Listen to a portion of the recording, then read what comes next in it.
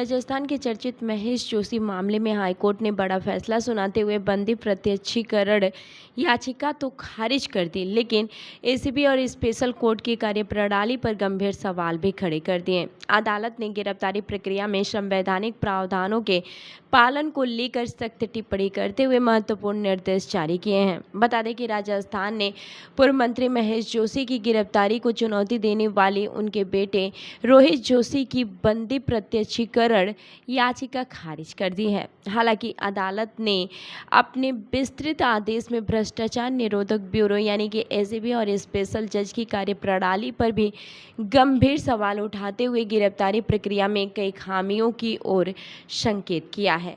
बता दें कि जस्टिस उमाशंकर व्यास और जस्टिस अशोक कुमार जैन की खंडपीठ ने 12 जून को याचिका खारिज की थी। बुधवार को जारी विस्तृत आदेश में अदालत ने कहा कि जब कोई व्यक्ति न्यायिक आदेश के तहत हिरासत में होता है तब हैबियस कॉर्पस याचिका के माध्यम से गिरफ्तारी को अवैध घोषित नहीं किया जा सकता।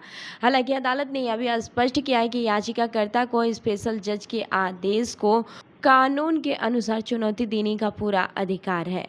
हाईकोर्ट ने अपने आदेश में कहा कि संविधान के अनुच्छेद 22(1) के तहत किसी भी गिरफ्तार व्यक्ति को उसकी गिरफ्तारी के आधार पर लिखित रूप से बताना अनिवार्य है।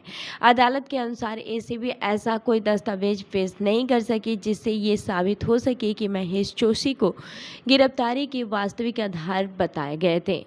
कोर्ट ने स्पष्ट किया है कि केवल संबंधित धाराओं की जानकारी देना पर्याप्त नहीं माना जा सकता।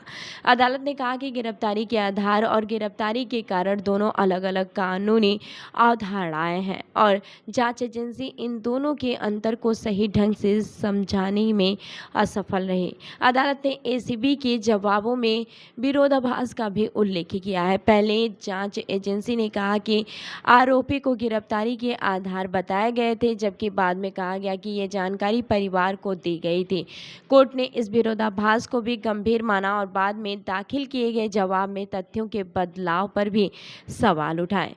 हाईकोर्ट ने स्पेशल जज की भूमिका पर भी टिप्पणी करते हुए कहा कि रिमांड के दौरान गिरफ्तारी की वैधता पर उठी आपत्ति पर तत्काल निर्णय लिया जाना चाहिए था। अदालत ने कहा कि इस आवेदन को लगभग 1 महीने तक लंबित रखना उचित न्यायिक प्रक्रिया के अनुरूप नहीं था।